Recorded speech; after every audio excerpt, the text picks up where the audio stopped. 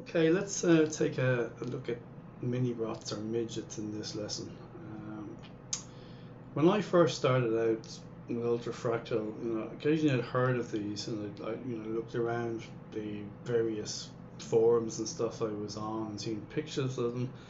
I checked out the Mandelbrot set on the web, and found it renders from different programs from different areas of the Mandelbrot set, but I couldn't for the life of me figure out where to find them. Okay, I mean, when you look at the standard on-screen Mandelbrot, okay, for example, there are what are known as mini rots up here. Okay, most people refer to what we're going to be looking at in a minute is mini rots, but what we're going to be looking at are midgets, effectively. These are minis, okay. Let's reset the location here for a sec. Okay, we'll have a look. As mentioned in previous lessons, we're going to be looking probably briefly at Seahorse Valley, but we're going to be concentrating on Elephant Valley here. We also have the Scepter Valley, a double Scepter Valley up here. For example, in the double Scepter we have minis as well. Okay, and if you zoom in again even further still, okay, you have more minis. Okay.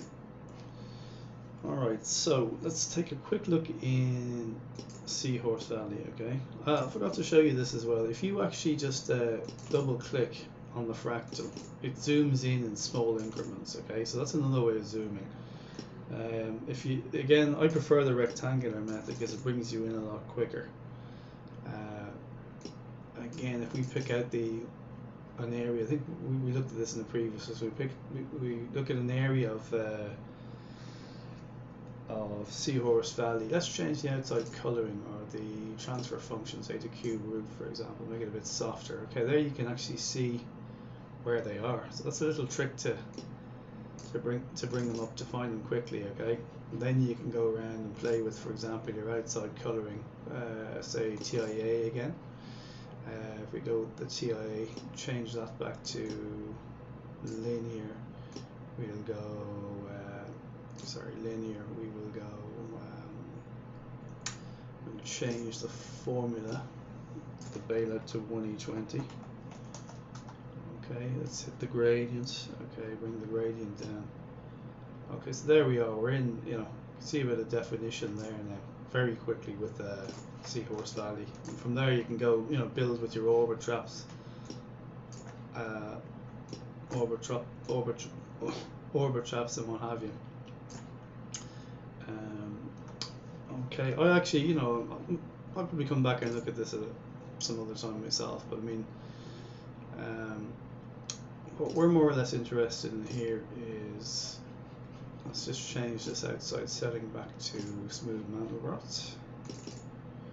Okay, I'm not really that fussed about the gradient for the moment. Okay, we've got linear more or less back where it was, gradients. Okay, just to get it back more or less, okay, that's more or less where we were at.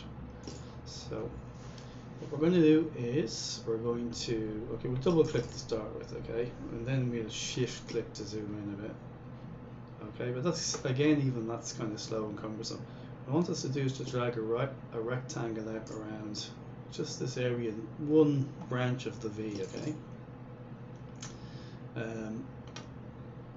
So now what we're looking at here, you're beginning to see the elephant heads here, okay? So again, we'll drag out over. What I want us to do is drag it over one of these spiral tips at the end of the elephant's nose, or the elephant's trunk. Okay, the further we go in, okay, I'm double clicking, okay. The further we go in, again, we can actually change the outside coloring here for the moment not the coloring, transfer function to cube root. Okay, just so we can see a bit easier what we're trying to do here. Again, I'm going to click drag. Okay, just get in somewhere around here. Now, in here, I'm going to pick out a midget. There's one there. Okay, if you look in between, think of it of elephants kissing, all right, and where their tongues meet, there's a midget in there. Okay, it's classic sort of X shape in Elephant Valley. Okay, rotate it a bit, I'm going to zoom in a bit more. Okay, we've got something like that more or less. We might change this to square format eventually. For the time being, I'm going to change that back to linear. Okay, I'm going to change the outside coloring to. We'll change it to TIA and see where we get with that. At the moment, everything is not cool. It's black.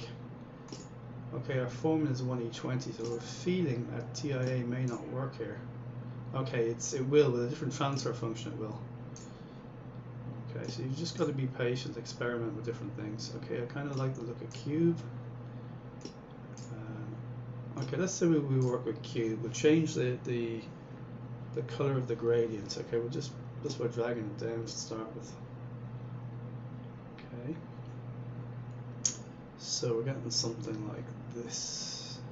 Let me just have a look, see if that's well defined. Okay, we're going to have to pump up the. I get a feeling we're going to have to pump up the iterations. So let's go back to the formula tab.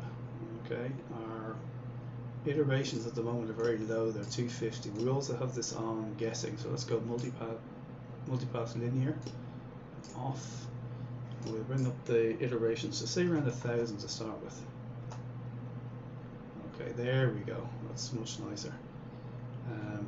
And as you can see, it's kind of small in there still. So we can zoom in, we can zoom out later. Okay, just zoom in to see where we are. We'll give it another 500 just for the sake of argument. So 1,500 for the iterations. Okay.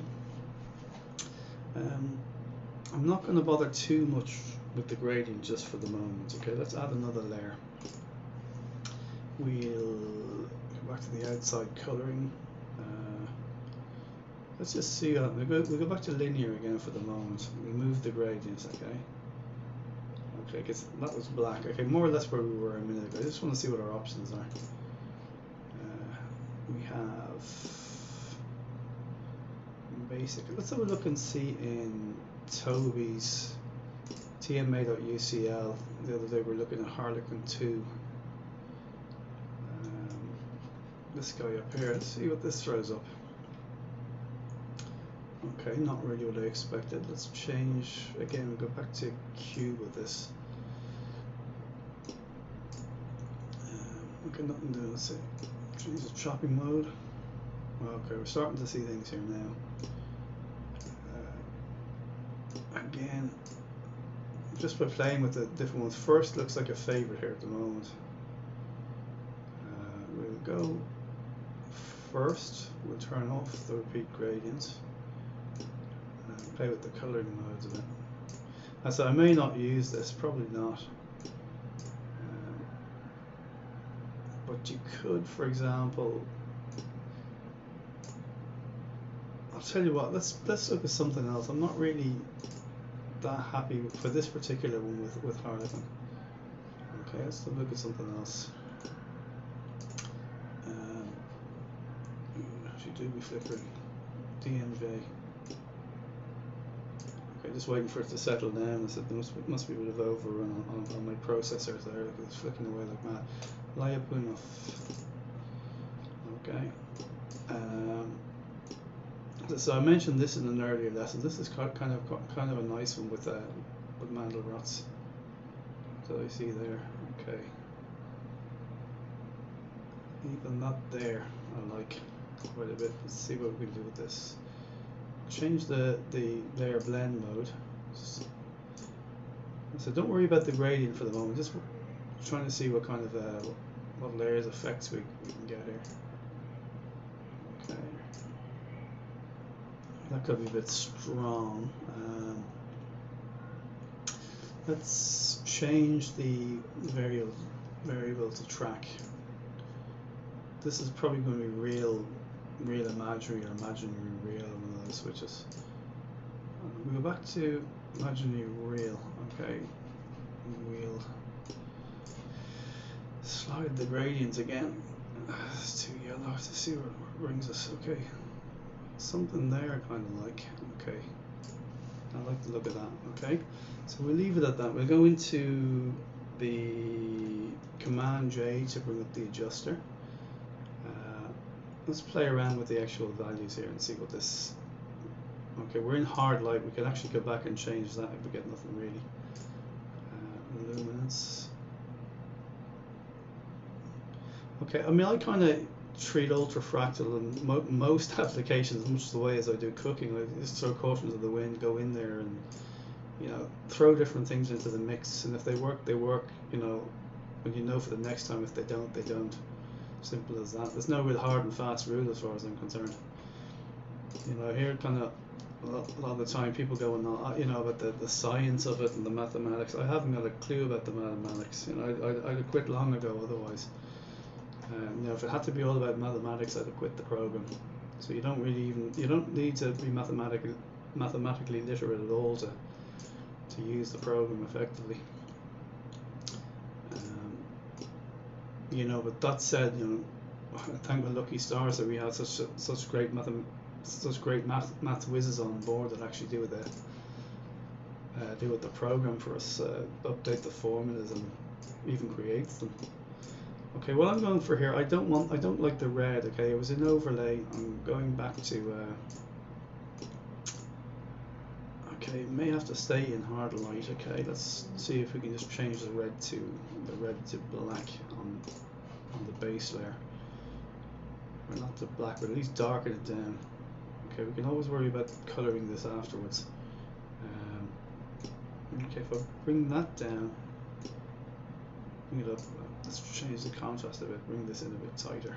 Okay, we're getting places now. Okay, we can bring that red saturation up again.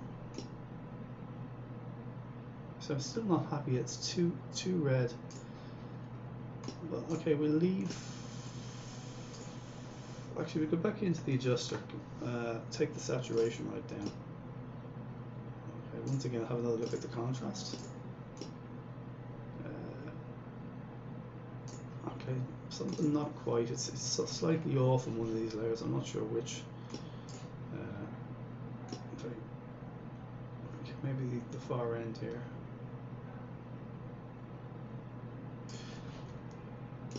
Okay, layer 1. Go up here and play with the transfer functions again, see if it makes any difference.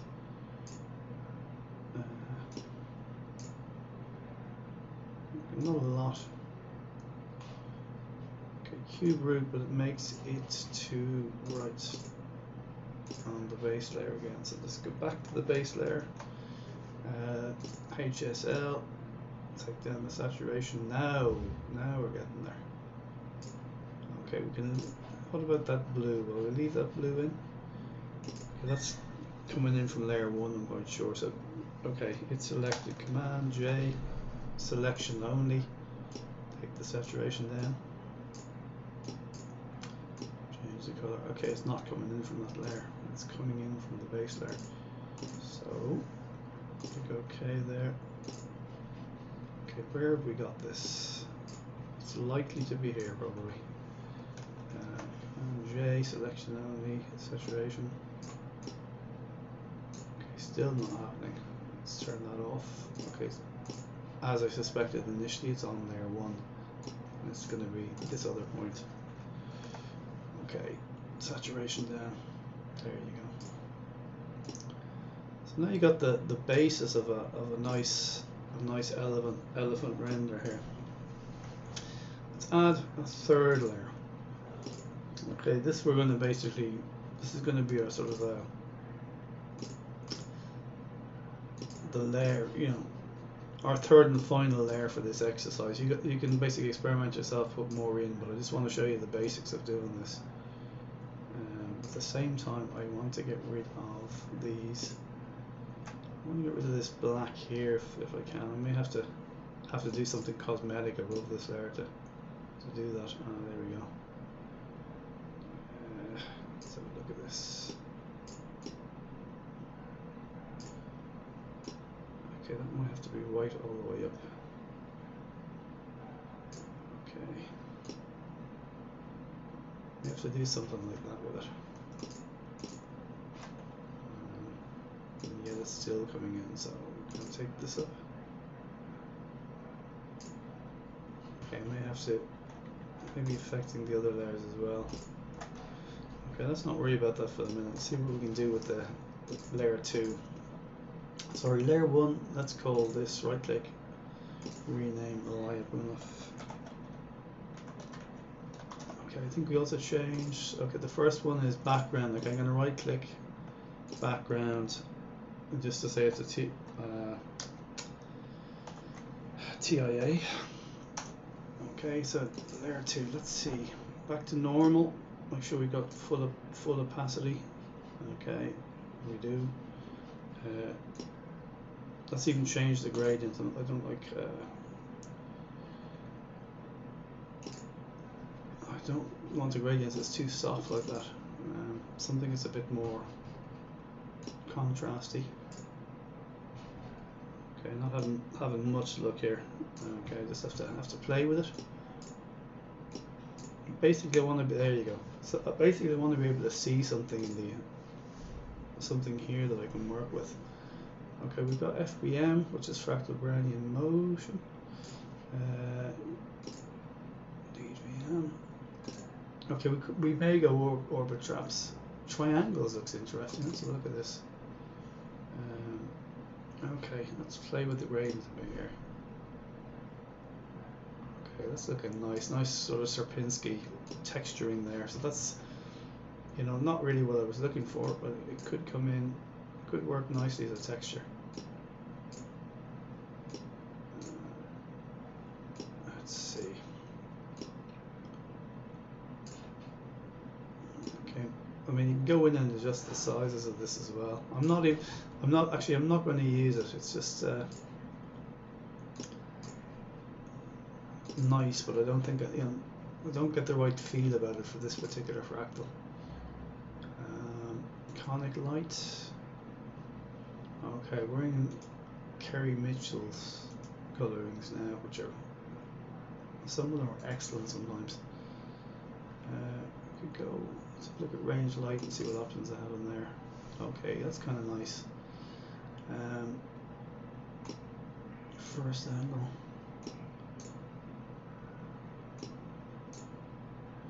Okay, last angle, range center. Okay, you can sort of see from the fractal mode window what's happening here. Okay, the range width equally so. Okay, so you're going to kind of a nice zebra stripes effect to this now. Let's see how this affects the fractal. Okay.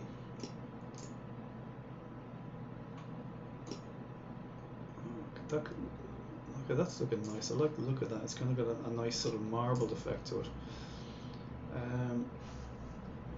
Okay, we want to change the. Let's say we want to change the inside coloring of the Mandelbrot here. This black. Okay, it's a bit too obtrusive at the moment. Okay, it's not happening on that layer, so you might as well turn that down to the opacity down to 0. We'll go into the Liapunov layer, change the color of that. Okay, we've got a result. Okay, it's an orangey, not so saturated, it's got to be a bit lighter. Okay, and then you can just change the color a bit, bring it down. Okay, again, it needs to be brighter, still not quite there. Okay, could be something around there. Okay, so we may leave it at that. As I said, I want to try to correct this black here if I can, which may mean sort of drastically changing the outside, the transfer function of the. Okay. As I said, these largely, part of what these transfer functions is, they pick up different parts of the gradient, okay, a different area. They also have slightly different algorithms in how they actually color the fractal. I can only tell you that from experience, from working with it. I don't know what the science is behind it. Now that's nice, okay. I think I like that better. Let's bring that through. Okay, we may just leave it at this. Okay, I'm gonna. Okay, that's sort of okay. I kind of like that, but now the gradient on top is affecting me. This white is too white. Where is that coming in from? Okay, it's on the second layer. I'll have to tweak this gradient, so I'm not sure where. So let's play with this node up here, this control point.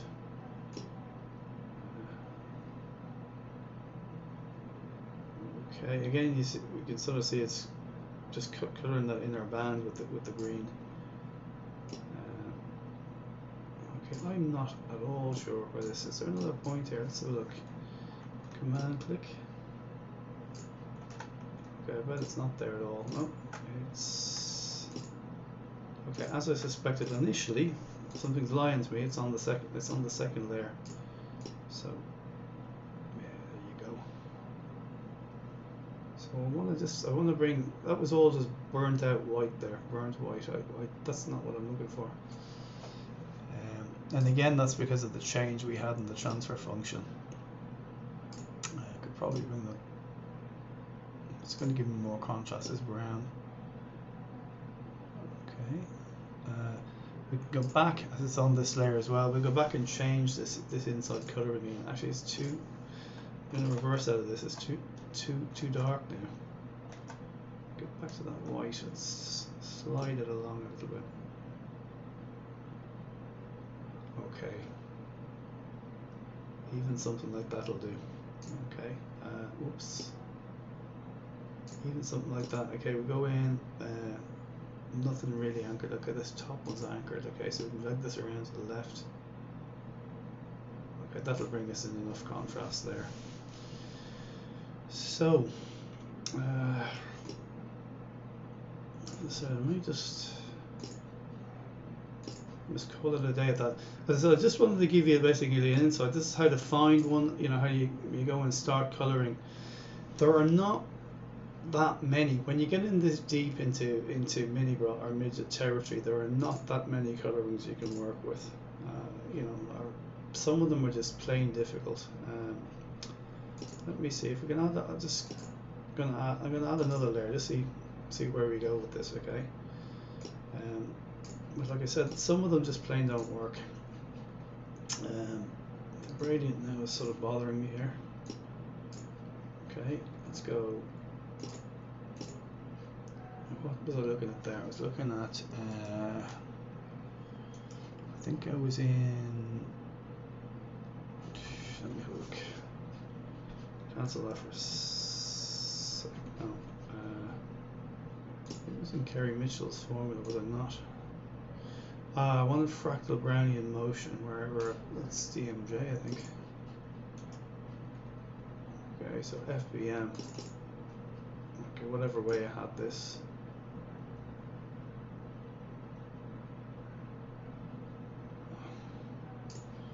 I might have had a different. Which one of these is it? That one.